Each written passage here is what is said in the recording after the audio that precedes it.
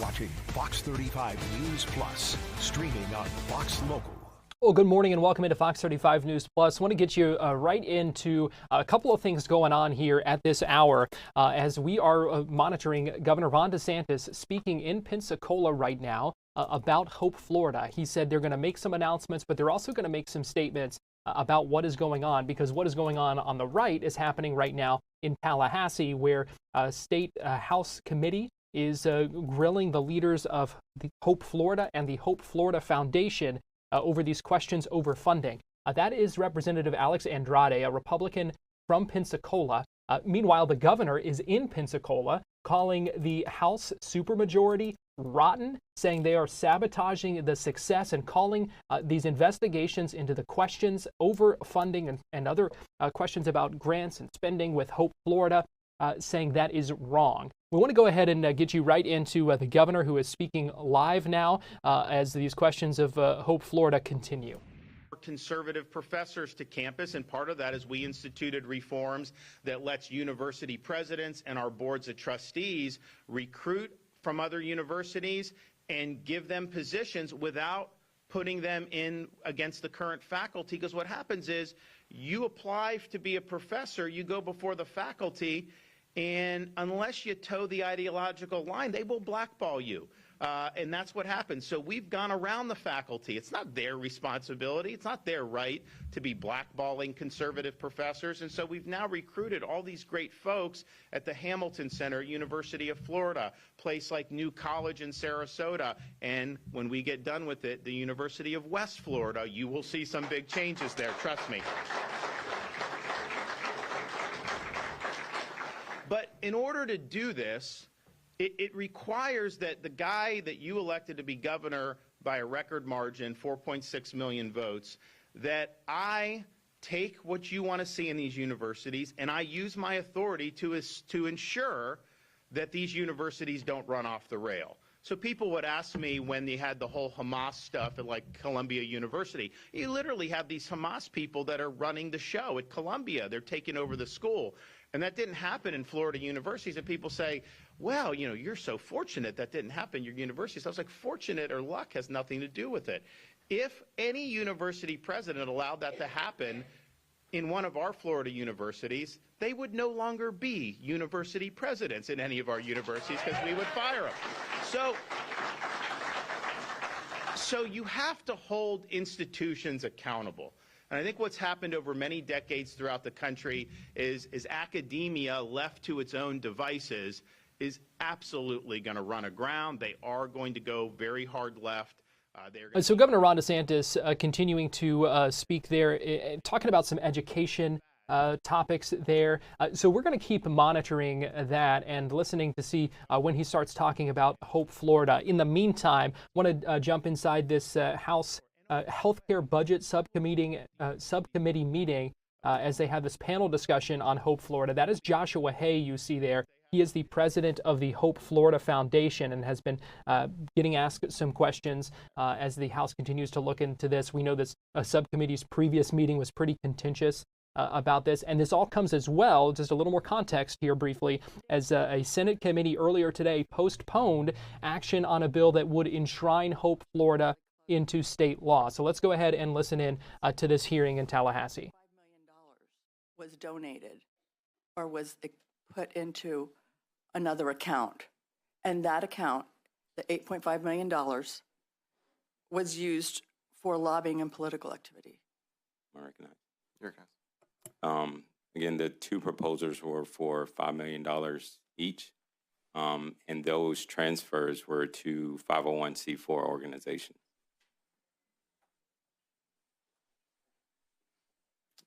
Representative Pendridge and then Representative Steele. Thank you, Mr. Chair. Chairman Hay, I have a question for you in particular. How many board members are required to be present at a board meeting for a quorum? Majority, there are a total of 5 board members, so 3. Thank you. The Florida statute says that DSOs are required to have 7 board members.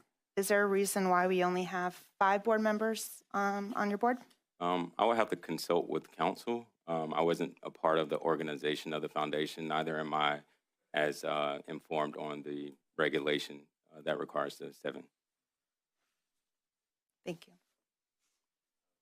And members, I didn't introduce him, but sitting next to Mr. Hayes is Mark Herron, Mr. Hayes' counsel. So if they're talking, I would just recommend giving them a moment before following back up. Representative Tendridge, you recognize. Thank you.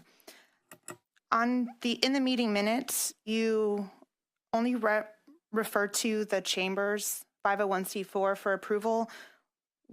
Why was Save Our Society from Drugs not included in those meeting minutes? So when was that decision actually made? We had not received a proposal from Save Our Society at the time of the board meeting. However, I was advised and recommended by council to take a vote to get our authority to review and assess future unsolicited proposals. And again, when Mr. Hay references counsel in that context, he's talking about Jeff Aaron specifically, correct? Correct. Okay. Representative Tendridge, you recognize. Thank you. Was this proposal, I guess this proposal was not made public, so other organizations were not aware or available to apply for these funds in particular? And if so, how was it determined that these 2 organizations would be the sole recipients of those $10 million? Thank you, Representative. There was no request for proposals. Both proposals were received via email, unsolicited. And so upon my receipt of those, I would then share with council and, take advice on how to move forward with them, because it was the first of its nature, first time of us receiving those unsolicited proposals. You recognize. Thank you. I actually have the grant proposals from both entities here, and it almost, I run a nonprofit, so I know what it takes to write grants and the reporting requirements. I highlighted everything that was identical from each proposal. They both start off the same. They're 5 days apart. The first line talks about are identical. The second paragraph says based on this mutual mission. Right before the bullet points, they both say in connection with your proposed grant support. On the back, they're identical pretty much. The only thing that changes is what each organization does. Was there any coordinated effort in actually preparing these grant proposals? Not to my knowledge. Representative Tendridge, I can confirm for you that Mr. Aaron sent Secure Florida's Futures grant application to Save Our Society and told them to use it as a template. Okay. Recognized.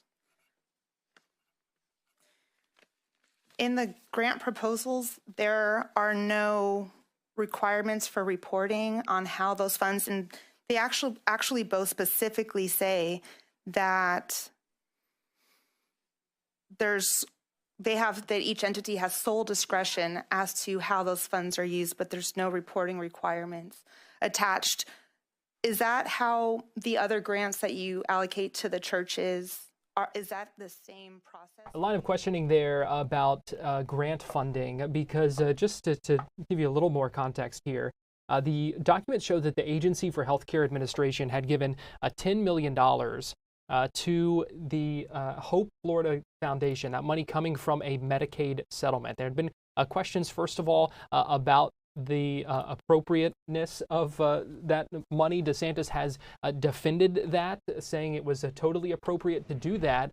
But then additional reporting showed that the Hope Florida Foundation had given $5 million each to 2 organizations that donated to the effort to defeat the marijuana amendment, the Amendment 3 that was on the ballot this last fall. So you heard them talking about that amendment, the organization that received one of those grants that was apparently done without board approval. So a lot of questions about the legality of some of these actions when it comes to open records. And there's also been questions about the lack of tax documents. At the beginning of his statement, Joshua Hay, the president of the Hope Florida Foundation, admitted that there were mistakes made and said that they are working to fix those mistakes.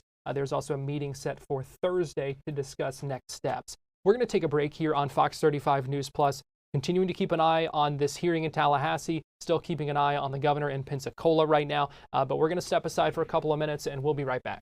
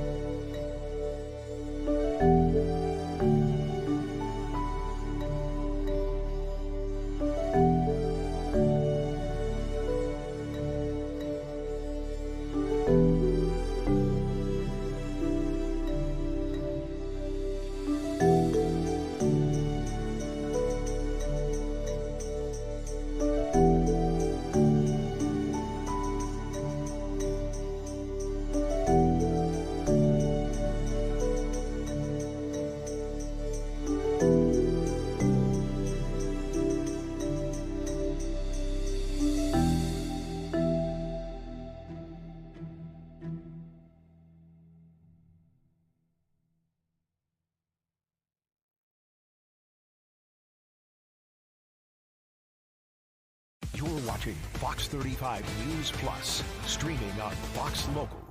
Welcome back into Fox 35 News Plus. I'm Garrett Wymer, and thanks for joining us this morning. Want to let you know we are still keeping an eye on the Hope, Florida developments in our state capital and also in Pensacola right now. Keeping an eye on specifically on what the governor is saying. Want to wait a little bit till he gets into more of the meat of his remarks about Hope, Florida specifically. He has had a number of strong words for House Republicans and basically saying what they're doing amounts to betrayal. As they continue to question and look into these questions surrounding funding for Hope Florida and the Hope Florida Foundation, a number of other issues that are coming up with that. But I want to cover a couple of other things here, specifically when it comes to the Attorney General with a warning for Orlando's Mayor Buddy Dyer. He sent a warning in a letter threatening some legal action, potentially removing him from office. He says if Orlando sticks with its current immigration policy. Fox 35's Morgan Parrish has the details on that letter. Right, yeah, so Attorney General James Uthmeier claims the policy makes Orlando a sanctuary city for illegal immigrants, and he's referring to the Trust Act, which, like you said, that policy was put in place back in 2018, and Uthmeier is now saying that there could be big consequences if the city doesn't change its immigration policy. So I want you guys to take a look at this letter. Uthmeier posted this on X late last night. It specifically bans employees and police officers from asking a person's immigration status, and the Attorney General says the state will take legal action against the city if Orlando keeps the policy in place. He even said that Dyer can be removed from office for violating a state law. Now, we have reached out to the mayor's office and we're still waiting to hear back. And of course, we're continuing to follow the story and we'll continue to bring you the latest details as soon as we get an update as well as a response from the mayor. Reporting in Orlando, I'm Morgan Parrish, Fox 35 News. And just into our newsroom in the last little bit, we did get a response from Mayor Dyer that he had sent to the Attorney General saying neither I nor the Orlando Police Department have any intention of violating federal or state law. And as you know, we have signed the Memorandum of Agreement 287G Task Force Model with ICE, an executed copy of which is attached. Our OPD officers are in the process of being trained by ICE to provide assistance at its direction. We assure you we will continue to use our best efforts to support the enforcement of federal immigration law as well as state law. Well, we have been continuing to monitor the governor's remarks in Pensacola. He is now talking about Hope, Florida. So let's go ahead and listen in. The bureaucrat is no longer to find out which government programs they can get you on. The job of the bureaucrat is to be a navigator, to navigate the person in need through all the available resources that are in our communities. And guess what? If there's a need and you have the church come and fill it, the chance that that person is going to go back to government declines dramatically. They have much brighter horizons. And since Hope Florida has been up and running, you've gotten 30,000 people off of government assistance and saved the taxpayers $100 million. And so that's a success. That's what you should want. And oh, by the way, it didn't cost any money. This is just repurposing the folks that we have there. And so the taxpayer savings is really significant, but it didn't like we needed like a massive program to be able to get this done. So we've seen the ability of this to really, and you'll hear from some of the groups who've benefited and some of the individuals who've benefited. But this is a model that is really spread, not just for the Department of Children and Families, but in many other aspects of Florida life now. And so today we're proud to announce that Hope Florida now has a liaison station in each of our 28 state colleges, which we really are thankful for that. So these liaison will act as a point of contact between the state colleges and Hope Florida. They will be trained experts in the Hope Florida model, and they will receive Hope Florida materials to distribute within the office, and they will train others on the philosophy and foundations of Hope Florida. So why have it like a state college? Well, you know, you have a single mom that's got some young kids. She's going to like Pensacola State College, trying to get education to be able to have a good job and to be able to provide for her kids. And maybe misfortune strikes. Maybe she gets evicted from her apartment. Well, if you are just at a state college or you're just doing normal, you go to government, maybe they can help. I'm not saying that people don't want to help, but with Hope Florida, that's going to go out to the portal. All the faith-based groups, all the charitable organizations, local business individuals, they're all going to get this alert that we've got a student at a state college that has 2 young kids and she's in need. And guess what? You are going to see the churches and the charitable, they're going to swoop in and they're going to help this individual. And so this is something that's really, really impactful. So I'm excited that this is happening. Now, this just blows my mind. These guys in the Florida House of Representatives, you got a cabal of them in the leadership. They are colluding with liberal media and the Democratic Party in Florida to try to manufacture smears against Hope Florida, against me, against the First Lady. And what I've told people is, I've been doing this for 6 years. Every single time I roll out of bed, I face attacks from liberal media and the Democrats. That's nothing new. They're going to manufacture whatever they can. But to have Republicans in the Florida House leadership colluding with these people, when they're doing that and they're not cutting your property taxes, they're not fixing the condo crisis, they're not doing the things that voters want them to do, make no mistake about that. They are stabbing you in the back. They are refusing to do their jobs, and they are trying to manufacture smears to support their political agenda. And it's interesting, these House members, I do a Governor's Cup where we raise money for charity. We did the Governor's Cup last year. We did it over in Watersound. We did this Governor's Cup. We raised massive amounts of money in the Governor's Cup for the direct support organization affiliated with Hope Florida. They were all a part of this. They were all singing the praises. And so they think that there may be some political angle. They're worried, I think, the fact that I've been calling them out for their lackluster and really treacherous agenda. I mean, it's one thing to do nothing, right?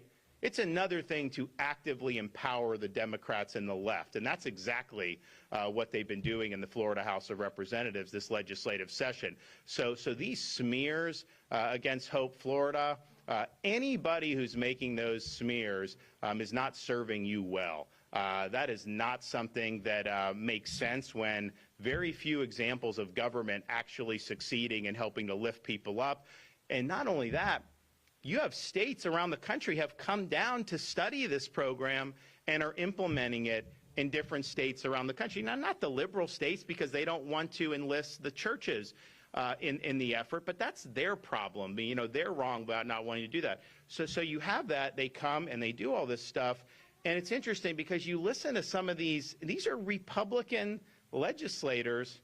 It's like, how come someone will come from Iowa to learn about Hope Florida and you won't even walk down the hall and ask questions about it because you don't even know what you're talking about. You don't even understand what the program is actually doing. So this is something that's really good. I'm really excited that we have this here. Today's announcement is going to make a difference in the lives of people. And, especially when you're talking about our state colleges. Some of them are working people. I mean, it isn't like, you graduate high school and you come. I know we have that. But you got folks that may be in different stages of their lives, trying to make something of themselves, and they may have some curveballs thrown their way. So let's utilize all the great resources in places like Pensacola to be able to lift these people up. Hope Florida is the way to do that. So I commend everybody that's been involved. I want to thank the First Lady. And here's the thing. When you're governor, anything bad happens, even if you had nothing to do with it, they will blame you. But then when good things happen, that's part of my thing. But I really had no ownership of this. I didn't devise it. She devised it. She set the vision. She executed the vision. And it's been great to see the positive results. And I know the best is yet to come. Okay, with that, the First Lady. Governor Ron DeSantis speaking, and here comes Casey DeSantis to speak as well. Let's listen into a couple of minutes. Thanks for having me. Just first and foremost, I want to say it is an absolute honor and a privilege to be able to serve as First Lady. There's not a day that goes by that I don't think about how I approach this job with a lot of humility. I understand and realized very quickly when the good Lord puts you in a position to be able to make a difference, what do you do with it? And it's been just very humbling. But when he was first elected in 2018 and then you get into 2019, I had a choice at that point in time, right? People were saying, what are you going to do? Like, what's your one initiative? Are you just going to read to children, which is great. Like, I do that. I read to my kids every night. I go around schools. I do that. But what are you ultimately going to do? And I said, you know what? I don't know. And I want to take this opportunity to go and learn. And so I had the chance to get in front of a lot of groups across the state and people who particularly were in the child welfare sphere, in mental health and in the welfare sphere. And, I wanted to learn more because you don't want to go into anything with, a false assumption of how you think something operates, right? So I wanted to get out there and I wanted to learn. Because I thought, again, as First Lady, what do you do with that opportunity? I don't want to be a potted plant in the side of the room and watch the world go by and take the path of least resistance. Is that what the good Lord wants you to do? Or do you want to get out there and educate yourself? And do you want to learn? And do you want to make a difference? And I went around and I learned from a lot of the key stakeholders. And it was fueled, let me tell you this, it was fueled by the fact that I hate to see people suffer.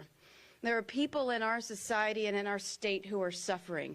And if there is something that we can do to ease their suffering, then we have an obligation to stand up and fight for them. And so therefore, I felt very compelled. But the question is, okay, what do you do? Because I don't believe that government's the solution to anything, right? But government is uniquely positioned, as the governor said. Since the late 1960s, you had the Great Society. You had Johnson came in after the Kennedy assassination. He won in a landslide, and he said, I'm going to take on the war on poverty, and I'm going to reduce and eliminate poverty. And listen, if I could snap my fingers, or the governor could snap his fingers in 2 seconds and get rid of poverty, of course we would do it. But what happened as a result of that? Government grew. Trillions of dollars were spent. And were the people who were suffering ultimately getting the help that they needed and deserved? I would say overwhelmingly no. But what happened is, after that, a lot of very vulnerable people and people who were looking to help were directed to government, right? They got away from the churches. They got away from the communities. They got away from the people who were on the ground, who had the God-given mission to be able to help those people. But there became a disconnect. So we thought, and I thought after traveling the state, right, and learning from all of the experts on the ground and learning to the stakeholders. First Lady Casey DeSantis talking about the origins of the Hope Florida program, which was established by her and the governor in the executive office of the governor as a way to get people off of government assistance. But now a number of questions surrounding it and some of its funding, including a $10 million from a Medicaid settlement and what that money was used for. That among the questions being asked in this House panel on the right. You see that is Eric Dellenbach. He is the executive director of Hope Florida. So we're continuing to monitor these developments this morning. Going to take a break here on Fox 35 News Plus, but we'll be right back.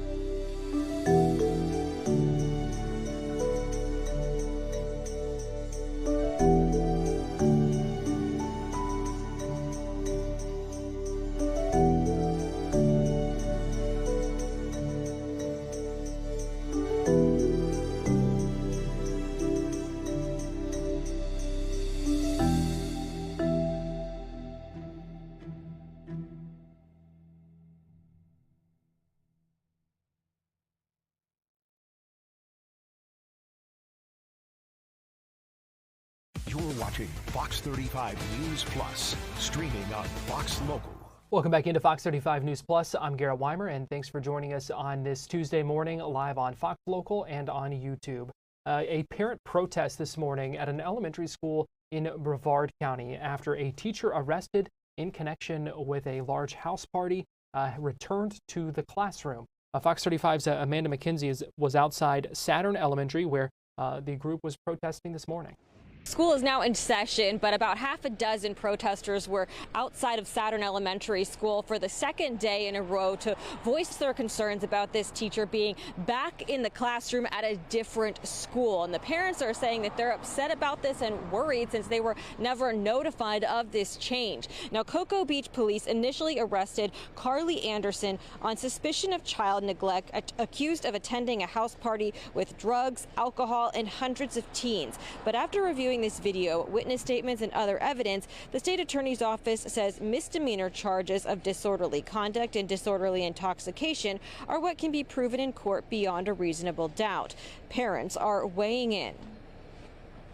The fact that they didn't inform any of the parents, not even of the students, that they're going to have her as a teacher is also ridiculous to me. I feel like that definitely should have been a conversation had with parents, especially because what she did was all over the news. Everybody knows.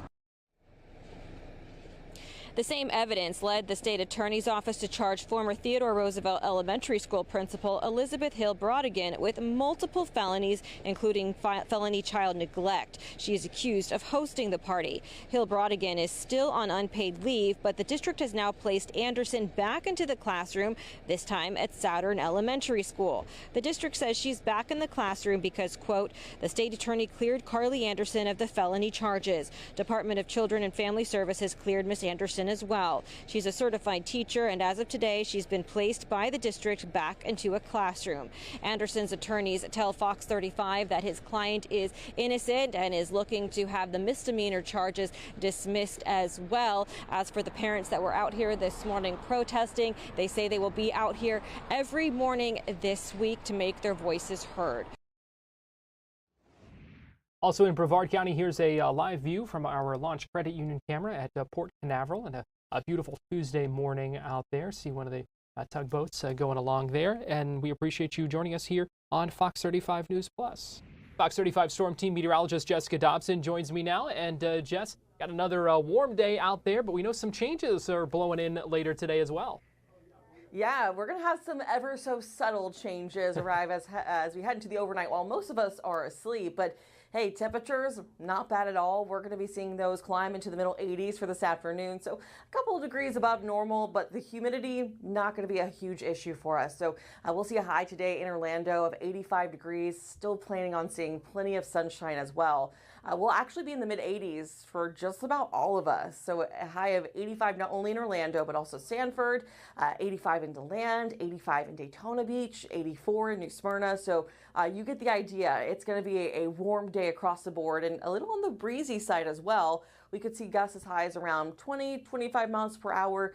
So just something to keep in mind. Honestly, it's probably going to feel pretty nice if you are going to be spending some time outside and outdoors. So as we head over the course of today, it's going to be nice and dry, just a couple of clouds. And the reason why we're going to see the winds pick up ever so slightly is going to be because of this cold front that is going to be arriving as we head into the overnight. Again, while most of us are going to be asleep, it's going to be a dry cold front, unfortunately, so not bringing with it any sort of beneficial rain that we really do need because parts of the area are under that severe drought. But we are going to be seeing this cold front push through as we head into the late tonight, early tomorrow morning. It'll bring a couple of clouds along with it, but most importantly, it's going to help to usher in this much drier air. And it will be slightly cooler as well because we'll see winds shift from out of the north. So that's going to mean we have a cooler, drier air mass that's going to continue to come into play. And what that is going to do is going to help to reduce our humidity and our dew point values. So that means our wildfire risk for tomorrow probably is going to increase a bit as well. So we are in the fire weather season, so just be mindful of that. Just be sure to discard things like your cigarette butts appropriately. Also, just try to not to light anything on fire, maybe even grills, things like that in fire pits. Those are just some big takeaways because it's easy to forget if it's just a small one, but it can spread so easily, especially with a day like tomorrow when it's going to be especially dry and a little breezy tomorrow as well. So when it comes to early Thursday morning, I do want to talk about this because this is probably going to be one of the last days that we're going to be seeing temperatures in the 50s, low and middle 50s at that. They're going to start to become even fewer and far between over the course of the coming weeks as we start to really dive into the summertime months. So we are going to be seeing a cool and refreshing start to our day come Thursday morning. And really, the next several days are going to be quite nice. Yes, we need the rain, but at least it's not going to be sweltering and it's not going to be very humid. It's actually going to be really beautiful. High of 83 tomorrow, right on the money when it comes to our typical high for this time of year. It's 83 degrees, 84 as we head into your Thursday and Friday. Plenty of sunshine to go around. It is going to be just a really spectacular end to the week. Now, for the weekend specifically, we do start to see some subtle changes once again take shape in the form of hotter temperatures. So that is going to arrive just in time for the Easter holiday weekend. 87 is our high temperature so far for Saturday, and then 89 degrees for our Sunday. So if you have any kids who are maybe going to be Easter egg hunting and they are hoping to find some candy in those Easter eggs, just make sure they're maybe doing it a little earlier on in the day, maybe right after the Easter Bunny puts those eggs out. So that way they're not left with a melted mess of chocolate everywhere or maybe even like the melted Peeps. So just a couple of things to consider specifically for Sunday, but otherwise our sunrise services, things like that, nice and dry. It's going to be really pleasant, just a little on the hot side over the course of the afternoon. It is going to be dry, so that's some good news. If you have plans on being outside, but of course not the best news when it comes to our rain that we really need.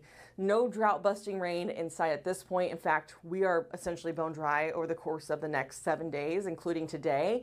But I will say, looking ahead towards around a week out from tomorrow or so, we could start to see our next system come into play, and that might bring with it the chances of some scattered showers. But otherwise, we're going to heat things up. A large area of high pressure builds in just in time for Easter Sunday with that high of 89, and then 90 degrees for the following Monday. So we are going to start to tiptoe our way back into the 90s range, Garrett, as we head over the course of next week. But hopefully those rain chances will creep in enough to help cool salt back down a little bit into the 80s. Yeah, you know it's bad when we're looking forward to more than a week out and hoping for some of those rain chances.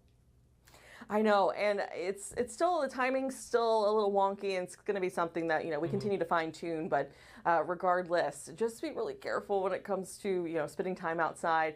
I have seen lots of brown, crunchy lawns, and we've even had viewers send us videos of them walking on their brown and crispy, crunchy lawns as well. So I might just have to give it a little extra love when it comes to water. I've had to do the same thing with my plants, but just a couple of things to remember as we head into this week. All right, important things to keep in mind. Fox 35 Storm Team meteorologist Jessica Dobson, we appreciate you joining us. Mm-hmm. And a live look right now at the Kia Center in downtown Orlando, where the Magic will take on the Atlanta Hawks tonight in the NBA play-in tournament. So the winner of this game will advance to play the defending champion Boston Celtics in the playoffs. The loser of this one will play the winner of the Bulls and Heat. So Orlando Magic hoping for a win tonight at the Kia Center. Again, that game, 7:30. Atlanta Hawks, you can watch it on TNT. We are going to take a break here on Fox 35 News Plus, but we'll be right back with more after this.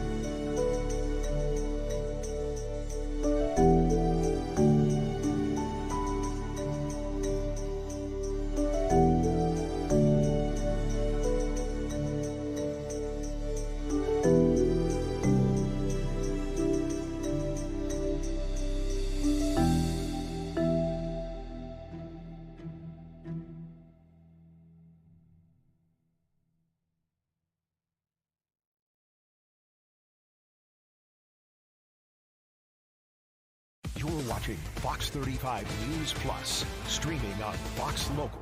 Welcome back into Fox 35 News Plus. I'm Garrett Wymer. Thanks for joining us on this Tuesday morning, live on Fox Local and on YouTube. We're learning some new details about a new Disney cruise ship that is making its home port here in Florida. Joining us live now to talk about this is Drew Smith. You know him as Drew the Disney Dude, at Drew Disney Dude on X. And Drew, we appreciate you joining us this morning here on Fox 35 News Plus. Yes, lots of new details, like you said, for Disney Cruise Line's newest ship. So let's talk about it. Yeah, let's talk about it. First of all, we know the name is the Disney Destiny. What else do we know? Yeah, so this is the Disney Destiny. Like you said, it's here. Its home base is in Florida. And we know that its maiden voyage is this November on November 20th. And yesterday, Disney said it's time to reveal more about this ship, specifically the stuff based around this heroes and villains theme, which personally I think is really, really cool. We've had so much love for the Disney villains in recent years, and now you're actually going to have a heroes and villains kind of back and forth on the sea, which I just think is really neat. And we have so many new details here, so I think I can just go through a breakdown if you want. Yeah, go right ahead. Yeah, so I think what you guys are seeing right here on screen is there's just so much. But I think a lot of it has to do around that heroes and villains theme, like I said, specifically in that main atrium. Disney calls it the Grand Hall. We have concept art of Loki appearing, and Disney says that there's going to be 360 degrees of effects to kind of bring that space to life. Also, the fact that we have a Black Panther statue in the Grand Hall, which I think there's a little bit deeper of a nod to Chadwick Boseman as T'Challa there, which I think is pretty cool.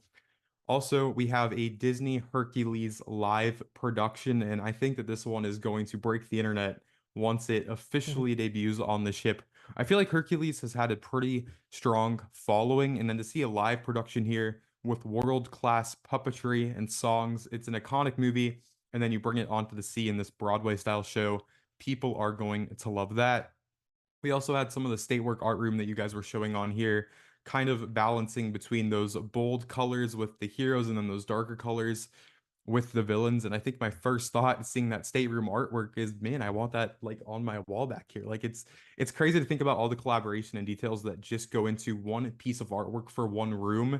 And then you have all these other things here. You guys are also seeing some of the merchandise on screen right now. And normally I'm not like a massive creator when it comes to merchandise, but I love that when you take a theme of a ship and then you make a whole merchandise collection around superhero Mickey and Minnie Mouse, I'm all for that. And then just like I said, the artwork is just gorgeous. On screen right now, you guys are seeing the artwork for Edna Mode All the Sweets. And Disney also shared some behind the scenes that Imagineering is working with Pixar to create original sculptures for that sweet shop of Edna Mode and Baby Jack Jack. So that'll be a really fun photo opportunity.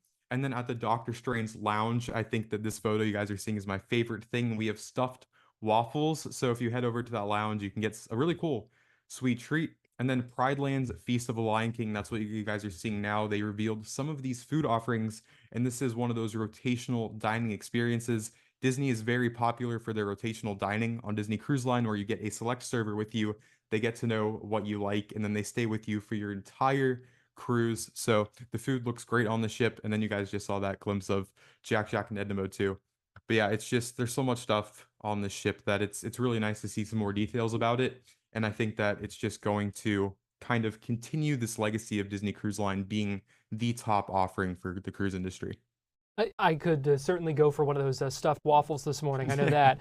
But I'm curious, Drew, what makes, for those who maybe haven't been on a Disney cruise before, what makes it unique? What makes it so special? And how does this Disney Destiny kind of fit into that? Yeah, so I think a big part of Disney Cruise Line is that, you know, for so long now, for not over 70 years, but as of this May, it'll be 70 years since Disneyland opened. There's been that guest experience, that personalized factor. And I have not been on a Disney cruise recently, but every time I talk to someone who goes on a cruise, I will purposely ask them, did this live up to your expectations? Because I always hear such positive, overwhelming things for the Disney Cruise Line fleet. And I think a big part of it, like I mentioned just a minute ago, is that rotational dining where you have that server that follows you for your entire cruise. And literally to the point that whenever you go to these dining experiences, like for example, on the Destiny with that Lion King show, they could literally have, you know, a kid's chair there ready to go. So you don't have to ask for a chair. They can have all of the special dietary needs the drinks all ready to go. So it's just seamless. I think that because you're in this environment for, up to a week on those longer cruises, maybe going to the Bahamas or to their new island, Disney Lookout Key, when you have such a personalized experience, for that high price point, these are not cheap by any means. Just the fact that there has not been a decrease in the guest experience on the cruise line. And it seems that every time I talk to someone, they just adore this experience. So when you have a new ship coming in here and you're offering unique experiences, especially with heroes and villains, I think people are going to eat this up and it's just going to become, another part of this fleet that is loved. Drew, before we let you go, we also want to talk about a test track because we know that is something that has been closed down for a while, making a lot of changes to it. We've talked about some of that before, but getting our first look at the vehicles for it.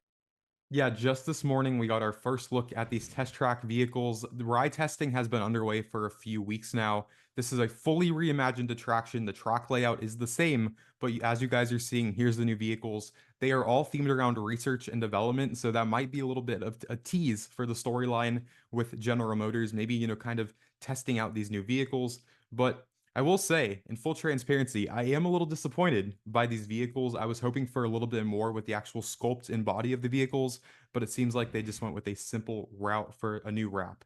But I'm sure the attraction is going to be fun. I guess if, they're focused more on those show scenes themselves, I think that that's the meat and potatoes that we're all hoping for. But yeah, if you're headed to Epcot, check out these new vehicles whenever you hear that classic sound of the vehicles whizzing by at 65 miles per hour, officially opening late this summer, no date yet. All right, so still a lot to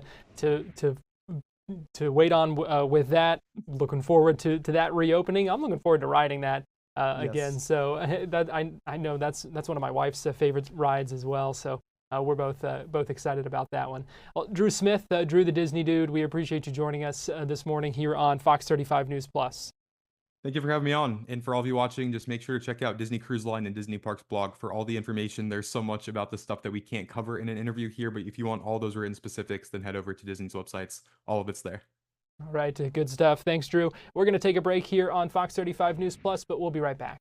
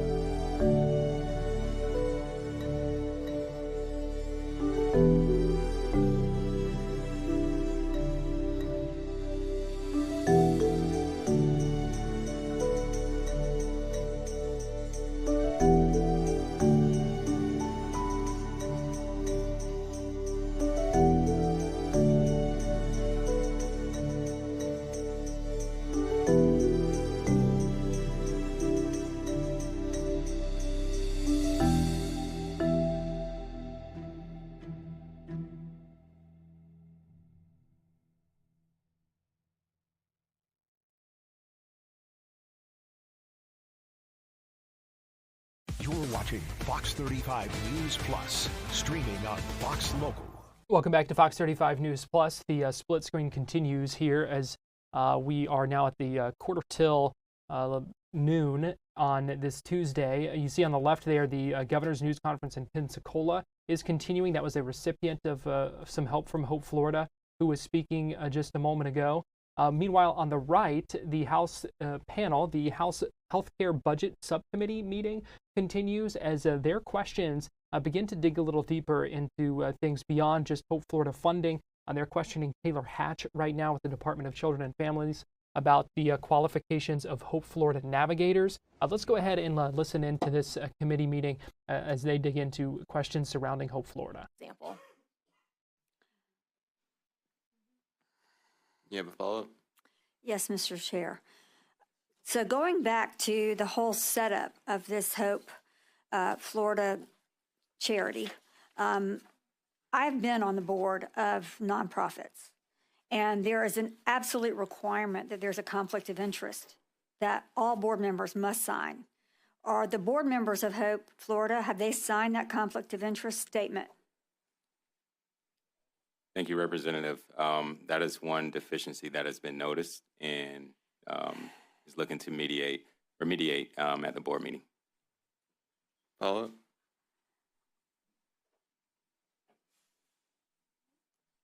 I'm frankly astonished. I mean, I guess this isn't a question. I'm just astonished that we have this whole system, which we've now got at least one agency with $6 million in hirings that have happened. We've got funding that there's no answers to. I'm trying to wrap my head around how this happened and how we prevent it from happening again.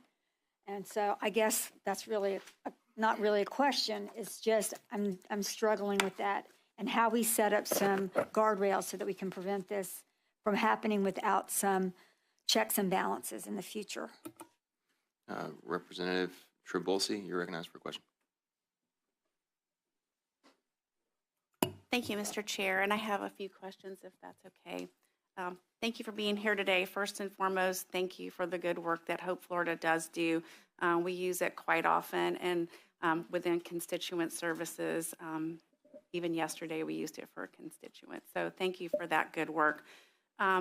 Just some clarification questions. So DCF is a state agency, correct? Yes. And Hope Florida is a component of DCF. Is that correct? Mr. Chair, the Hope Florida program is a component of DCF. Okay, thank you. So in relationship to that, the foundation was created to raise money, give grants to help support the Hope Florida. Is that correct? To support DCF's mission. DCF's, Hope Florida's mission through the Department of Children and Families. I think it is just simply to support the mission of the agency, DCF. Okay, so do you know of any other foundation that raises money for government? To my knowledge, there are other DSOs, yes. Mm-hmm. Do you know what those DSOs might be? They're fundraising arms for government agencies because, as my understanding, it is not permitted by governmental agencies to raise funds and distribute funds. Just as a comment to that, it seems like that's what our taxes should be doing, not necessarily organizations that might be in conflict with one another. Would you agree or disagree with that? I think the Hope Florida Foundation and the program is a noble cause. I think there should be credit lended to the individual who has essentially has been the brainchild for Hope Florida, and that is the First Lady. I think Secretary Harris and followed by Secretary Hatch will do a phenomenal job in ensuring that the program is run more efficiently and effectively. And I'm committed as the foundation's chair to support that through raising funds and promoting the mission of the agency. Just a couple more, Mr. Chair. So going back to the 3 meetings that the foundation has had, August, October, and March, I know that you've identified minutes of the meetings as being a deficiency. When did you identify those as being a deficiency? And added to that, since you have been on boards prior to August, at the first meeting, was it a red flag to you that there were no minutes being taken or minutes received? Yes, so I requested meeting minutes from the initial meeting, and I never received those minutes. The deficiency noted for the second meeting was on my part because I drafted those, again, just trying to do what I can to play multiple roles. And the deficiency was in completeness with regard to the vote that had been taken about, granting me the approval authority to assess additional unsolicited proposals coming in to the foundation. With regard to the most recent meeting that was held that will be redone, there were no meeting minutes drafted because it has to be redone. And so essentially, in my opinion, that's a null and void meeting. Thank you. And lastly, for the public and for the members on this committee, for Thursday's meeting, will that also be a remote meeting? Will that be open to the public? Could you please tell us when, where that will be so that we could be in attendance? I don't have the details, but I know Mr. Herron. Mr. Chair, I do have the details of the meeting. I have a copy or a screenshot of where it's at. I'll be happy to share it with you after this meeting, and as well as the committee, so you can see it. Is it appropriate to share that with the public, sir? Well, it's on a website that the public can access. It's on the DCF. I believe it's on the DCF webpage with respect to the foundation, and it should be on the foundation's website as well. I know this. I know the representative down there is shaking his head, but I have a picture of it. Okay. Mr. Herron, if you haven't submitted a speaker form before the end of this meeting, please do so. I will. If y'all don't mind, Mr. Hay, who has access? Does anybody have access to a debit card connected to the Hope Florida Foundation bank account? Not to my knowledge. Okay. Who has signatory authority on checks written out of the Hope Florida Foundation bank account? I have signatory authority, and I believe addition to someone at the department. Do you know who at the department might be a signatory? I'm not sure. Do you know who opened the bank account? Unsure. Okay. Representative Wilson, do you have any follow-up? No. Representative Steele, you're recognized. Questioning continues from state lawmakers inside the House Healthcare Budget Subcommittee. Questioning of the leaders of Hope Florida and the Hope Florida Foundation.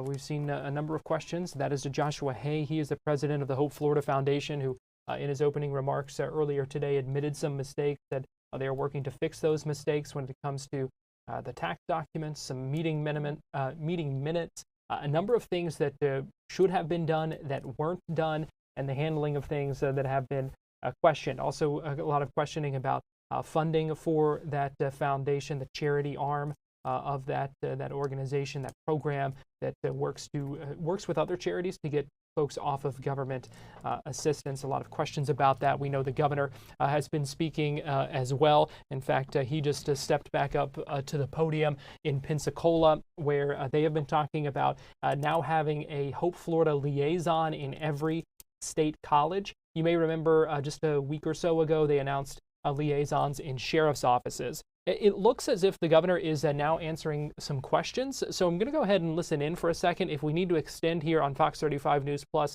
we will, so let's go ahead and listen in. This is not what you asked for. None of them campaigned on this. Why is this happening given the success we've had? Wouldn't you want to build off the success rather than sabotage the success? And the answer is that the leadership in the Florida House of Representatives basically has two agenda items. One is to enrich liberal trial lawyers, and they're trying to undo all our tort reform that has proved to be successful. You didn't ask for that. The special interests asked for that. But the other thing they're trying to do is simply trying to undermine me and attack me and undermine our policies that have proven to be successful and that you voted for. And I would have no problem. I mean, if your reps ran saying that if you elect them, that they were going to go and work to sabotage the governor's policies, and you elected them, hey, it is what it is. But we all know that these reps would not have gotten elected in the Panhandle or anywhere else if that's what they ran on. You want them to be able, you want them working with us to continue moving Florida forward. And so this is all part of an agenda to simply try to attack the governor's office and undermine our policies, which is a fraud on you.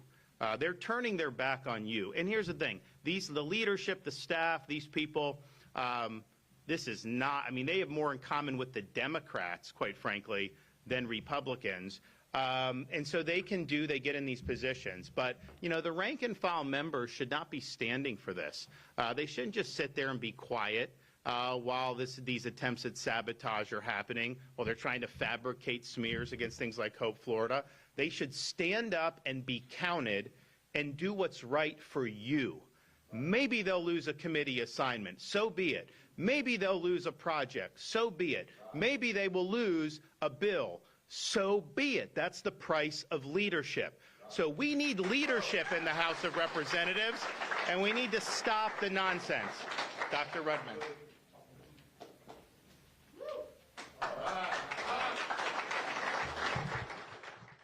Now hearing from another speaker there in Pensacola. So we will go ahead and wrap up here on Fox 35 News Plus. We appreciate you joining us this morning. We have a lot to cover this afternoon as well. We're going to speak with Kimberly Leonard, Politico Florida reporter, about all this Hope Florida developments as well. So we'll get her take on this. We're also taking a closer look at the Orlando housing market, some historic inventory numbers to keep in mind from the latest data. So something to watch there. We will also preview the Orlando Magic's play-in game tonight as well. So thanks for joining us here on Fox 35 News Plus. We'll see you at 2 with Florida Live.